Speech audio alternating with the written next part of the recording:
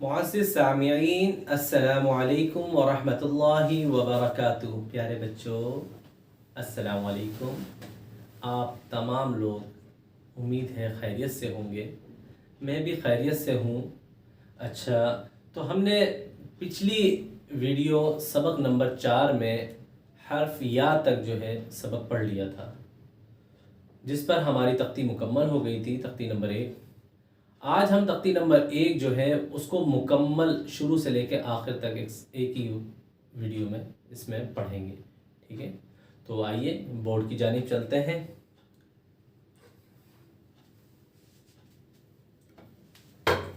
تعوذ، اعوذ باللہ من الشیطان الرجیم، اعوذ باللہ من الشیطان الرجیم، تسمیہ، بسم اللہ الرحمن الرحیم، تسمیہ، بسم اللہ الرحمن الرحیم۔ سبق نمبر 5۔ آج ہمارے سبق کا عنوان ہے تختی نمبر 1 حروف ہجا۔ آج ہمارے سبق کا عنوان ہے تختی نمبر 1 حروف ہجا۔ حروف ہجا کا دوسرا نام مفرد حرف بھی ہے۔ مفردات کی تعداد 29 ہے۔ آئیے اس کی تعریف پڑھتے ہیں۔ مختلف شکلوں کے الگ الگ حروفوں کو مفردات کہتے ہیں۔ یہ کل 29 حروف ہیں جن سے مل کر ہمارا پیارا پیارا قرآن بنا۔ قرآن کو درست کرنے کے لیے ہم نے ان حروفوں کو بہت اچھے سے یاد کرنا، ٹھیک ہے؟ اگر ہمارے یہ ہر حرف جو ہے وہ مخرج کے اعتبار سے، تجوید کے اعتبار سے بالکل درست ہو جاتے ہیں تو آگے آنے والے سبق میں ہمیں کافی آسانی ہوگی۔ اور اگر ہم نے ان حروفوں پر صحیح طرح سے محنت نہیں کی اور ان حروفوں کو جو ہے اس میں کوئی کمی کجی چھوڑ دی تو ہمیں آگے پریشانی جو ہے نا اس کا سامنا کرنا پڑے گا، ٹھیک ہے؟ تو میرے ساتھ ساتھ پڑھیے سبق کو اور جو ہے اس کو سمجھیے۔ الف۔ اچھا، اس تختی میں جو ہے الف اور یا، الف اور حمزہ ایسے حرف ہیں جن کو جلدی سے پڑھا جاتا ہے، فوراً ادا کیا جاتا ہے، ٹھیک ہے؟ بقیہ حروفوں میں ہم نے جو ہے جو بات بتائی تھی، 2 حرفی حروف اور 3 حرفی حروف، تو اس چیز کو دیکھ کر سمجھ کر پڑھنا ہوتا ہے، ٹھیک ہے؟ آگے پڑھیے۔ با، تا، ثا۔ با، تا، ثا جو ہے وہ 2 حرفی حروف ہیں، ان کو ایک الف کے برابر کھینچ کر پڑھنا ہوتا ہے، ٹھیک ہے؟ آگے جیم۔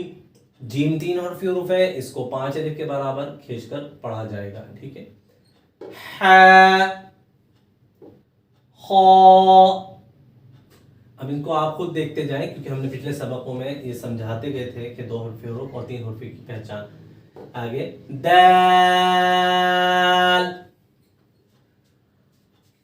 ذال۔ حروفوں کو کھینچنا ضروری ہوتا ہے، کم یا زیادہ جو مقدار ہے اس کے مطابق۔ اس سے ہماری تجوید و تلفظ میں کافی فرق پڑتا ہے، ٹھیک ہے؟ اتار چڑھاؤ ہم کو کرنا آتا ہے، ہمیں اپنی آواز پر کنٹرول کرنا آتا ہے کہ ہم جہاں چاہے جتنا چاہے اس کو کھینچ سکیں اور جتنا چاہے وہاں پر کم پڑھ کر اس کو روک سکیں۔ را، زا، سی، شی، صاد، غاد۔ غاد کا مخرج پھر سے ایک مرتبہ بتا دوں، غاد کو پڑھتے ہوئے زبان کو الٹی طرف سے کروٹ دیتے ہیں، الٹے ہاتھ کی جانب سے ہم زبان کو کروٹ دیتے ہیں اور اسی طرف کی جو داڑھ ہے ہماری، جو کھانا کھانے والی، کھانے چبانے والی جو دانت ہوتے ہیں، ان 4 داڑھوں سے ہم زبان کی کروٹ لگاتے ہیں تو یہ حرف ادا ہوتا ہے، ٹھیک ہے؟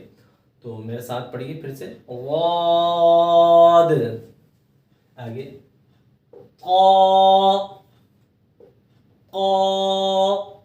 اچھا، قا کو پڑھنے میں جو پریشانی لاحق ہو سکتی ہے، میں نے آپ کو پہلے بھی بتایا تھا کہ اکثر بچے بسا اوقات اس کو قا کو طا پڑھتے ہیں، اور قراء حضرات جو ہے وہ اکثر جو ہے نا تھوڑی سی محنت کر کے پھر چھوڑ دیتے ہیں، بچے کو نہیں سمجھ میں آ رہا ہوتا تو اس کا بہت آسان سا میں نے طریقہ بتایا تھا۔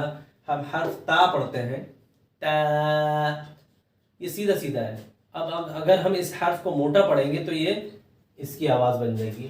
تا کو ہم تا پڑھتے پڑھتے پڑھیں گے، قا، دونوں ایک ہی جگہ سے ہی پڑھے جاتے ہیں، ٹھیک ہے۔ اور ایک طریقہ اور بتایا تھا کہ میں نے ناک کو آپ اس طرح سے پکڑ کر پڑھیں گے، اور اگر ناک پر زور نہیں آتا ہے آپ کا تو آپ کا لفظ نکلے گا تو، اور اگر ناک پکڑنے کے بعد زور آئے گا تو آپ کی آواز کچھ اس طرح سے نکلے گی تو اس سے آپ کو پتہ چل جائے گا کہ میں غلط پڑھ رہا ہوں یا پڑھ رہی ہوں یا درست پڑھ رہی ہوں، ٹھیک ہے۔ تو جب آواز ناک پہ زور آئے، آواز غلط طریقے سے نکلے تو آپ سمجھ جائیے گا کہ آپ غلط پڑھ رہے ہیں۔ آواز بالکل کلیئر ایسی آنی چاہیے جیسے ہم تا پڑھتے ہیں، ایسے ہی موٹی آواز آئے گی تو بس بتانے کا مقصد یہ ہے کہ آواز جو ہے وہ منہ سے آنی چاہیے، ناک میں آواز نہیں جانی چاہیے طا کی۔ آگے اسی طرح اللہ کی بھی آواز ناک میں جاتی ہے اس میں، لیکن جو ہے اس کی مثال اس طرح ہے جیسے ہم لال پڑھتے ہیں، اسی حرف کو موٹا کر کے پڑھنا ہے تو وہ ضا کی آواز بن جائے گی، وا وا۔ آگے عین، عین، عین کو حلق سے نکال کر پڑھتے ہیں، حلق سے آواز آتی ہے اس کی، ٹھیک ہے۔ باقی اس کی تفصیل جو آگے انشاءاللہ مخارج سمجھائیں گے تو اس میں آئے گی۔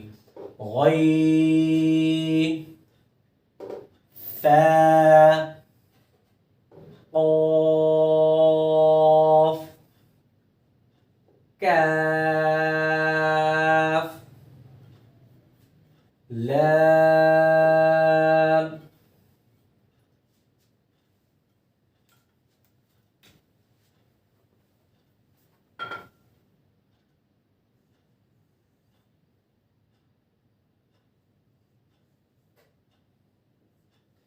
میم،